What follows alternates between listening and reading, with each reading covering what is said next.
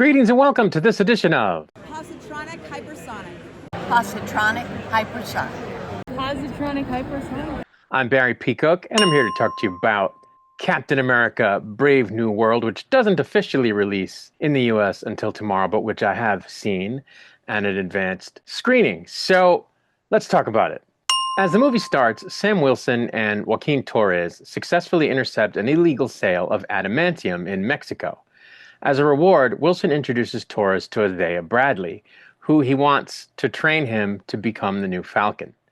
At the same time, Wilson receives a call from President-elect Thaddeus Ross, inviting him to the White House, bringing along Torres and Bradley, who, of course, is the original super soldier, as people who've watched Falcon and the Winter Soldier will know. At the White House, President Ross talks with Wilson and informs him of his plan to reconstitute the Avengers, and he also tells Wilson that he wants Captain America to be the new face of the Adamantium Treaty. While addressing the international leaders gathered at the White House, Bradley and four other men attack Ross. Bradley is arrested and Wilson is fired. Wilson and Torres investigate a hidden site in Virginia and discover that Samuel Stearns used mind control on Bradley to attack the president. After Ross reneges his promise to release Stearns, Agent Ruth Batsaraf's investigation also leads her to the site. After the trio escape from the laboratory, Wilson is taken into custody. At Celestial Island on the Indian Ocean, Wilson and Torres stop two rogue pilots from attacking the Japanese fleet to prevent a war between Japan and the US. Although successful, Torres is injured. Dennis Dunphy discovers that pills that President Ross has been taking for his health, apparently, contain gamma radiation, but he's unable to inform Wilson after being intercepted and murdered by Stearns. Before he's arrested, Stearns exposes Ross to the public, causing the president to change into the Red Hulk. Wilson lures Ross to the cherry blossom field in Washington, where he used to walk with his estranged daughter, Betty Ross, in an attempt to use the president's memories with his daughter to stop him from rampaging. Using the kinetic energy stored in his vibranium wings, Wilson knocks down Ross. An injured Wilson then reasons with Ross, allowing the president to revert to his normal self. Following the incident, Bradley is exonerated, while Ross has himself incarcerated at the Raft, where Wilson and Betty pay him a visit. In a post-credit scene at the Raft, Stearns warns Wilson of an incoming attack from other worlds, referring to the multiverse. Now, that's a very basic breakdown of the plot. There's a lot of stuff that goes on in between all of those things that I just talked about. In fact, one thing that's left out from that synopsis, which, by the way, is from Wikipedia, is the involvement of the Sidewinder character, played by Giancarlo Esposito. He has been hired to take out Captain America, and so there's a scene where he makes his attempt, and then there's another scene later where Sam is interrogating him. So he's in the movie. There's one other cameo that's left out by that plot description, and that is the appearance of Bucky Barnes, who goes to visit Sam while he's visiting the new Falcon while he's recuperating from his injuries. And the synopsis doesn't mention that Agent Ruth Batsaraf is an Israeli woman who was trained in the Red Room. She's a former Black Widow, so that makes her scenes kind of interesting. But yeah, that's a very basic synopsis of the plot, and there's a lot of stuff that goes on in between those, paragraphs that, make the movie a lot more than the synopsis that I just gave you would lead you to believe it is. Now, I have to say that when I saw the trailer for this movie, I didn't think much of it, and I thought the movie was going to be kind of meh. I was like, you know what? I'm not going to think very much of this movie. It doesn't look very good, but I'm happy to say that I was wrong. I would say this movie is a 3.5 out of 5 stars. And that's because Harrison Ford is excellent in the movie. And Anthony Mackie is excellent in the movie. And the movie does a good job of setting the stakes. And Harrison Ford's President Ross really makes you feel like the stakes are very high and that he's really feeling the pressure to have things go in a direction that's good for the country. And you really feel like he's trying to do a good job for the country and that things are on the precipice. And so they did a really good job of creating that tension. I thought that the action sequences were, exciting, especially the sequence in the Sea of Japan towards the end. It was just really, really well done. So, all of that together, I think makes the movie pretty good, a lot better than I thought it was going to be. There are some things I would say about it that I thought weren't great that, led me to say a 3.5 instead of a 4 or a 5 out of 5.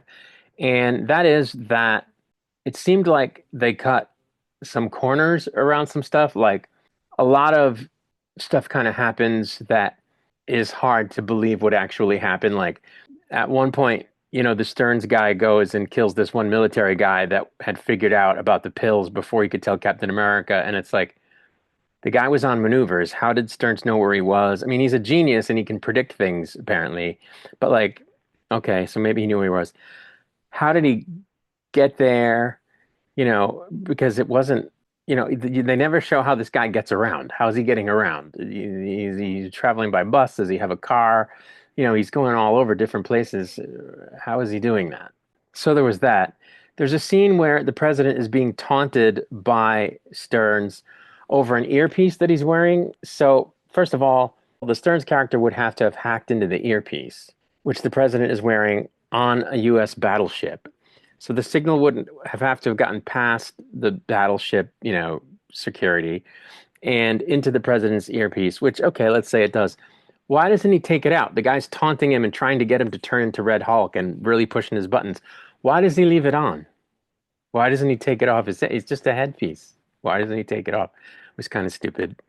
Throughout the movie, Stearns is seen to be able to hack into different things.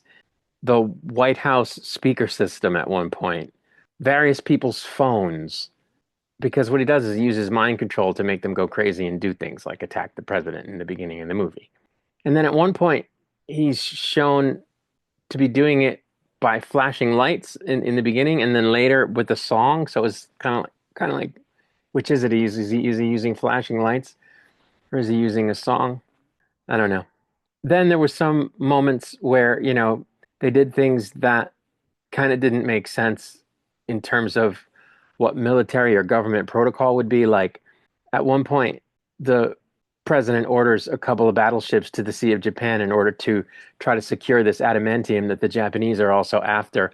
And he goes on the ship into like a battle zone. And that just would not happen. That just wouldn't happen. The president would not be put on a U.S. military ship and sent into a danger zone. It just would not occur. Then during that same sequence, what happens is two U.S. fighter pilots go rogue and start attacking the Japanese fleet. And what they do is they send Captain America and Falcon after them to try to stop them. Now, the president says, we need to get our birds in the air. And Captain America says, well, you've got two that are ready to go now. And he says, go. So he sends them. So you kind of could say, okay, well, he was going to send planes to shoot down the other planes, but he didn't because he sent Captain America and Falcon. But like, it took them a really long time to disable these planes that meanwhile were trying to fire on the Japanese fleet and, start a war. So yeah, they wouldn't have waited that long. They would have taken down those planes either with other planes or with ship-to-air missiles or gunfire. They would have taken those planes out. They wouldn't have just let them fly around while two guys tried to stop them, manually. They would have shot them down. And so the fact that they didn't was kind of dumb.